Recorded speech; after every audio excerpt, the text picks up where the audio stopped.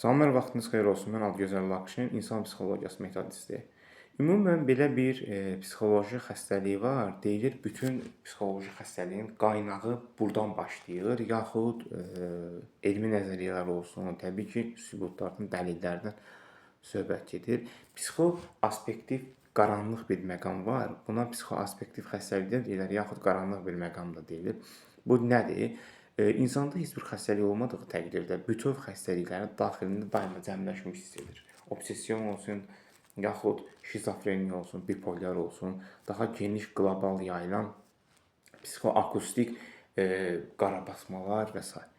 Bu nədən qaynaqlanır? Bəs nə üçün belə fikirləşirsən kimi sətr altı daima beyində sublimativ yaxud belə deyək öz-özünə danışan insanlar da olur ki, hansı ki, sən dəlisən, xəstəsən, gicsən, nə öz-özünə danışsan. Amma bilinmir ki, bu insan daimi olaraq həmin xəstəlik daxilində bədənindən formalaşır və artıq çıxmır. Bunun səbəbidir. Bu kimi məqam yaranmasının ən böyük səbəb təbii ki, çox şiddətli şəkildə aldığı travmadır. Təbii ki, bullyinqə məruz qalma və başqalarını da qeyd etmək olar.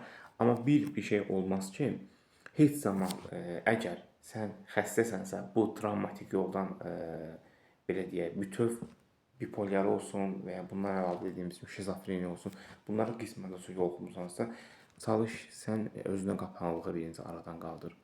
Ən azından hava belə almaq kimsənin yanında yox. Təbii ki, bəzən çoxluq yoxluqdur, amma sənə kim deyir ki, cəmaətin içərisində hava da almaq da təbii ki, beyin düşüncə tərzinin həyat, yaşam fazasının formalaşmasının ən belə deyək, başlıca səbəbidir ki, qlobal problemlərin üstünə belə bir xətt çəkir ki, sən zəifsən, sən pissən, daha mənfi düşünmək yoxdur kimi belə deyək, həmin mənfilərə qarşı müsbət bir növ adekvativ cavab verirsə.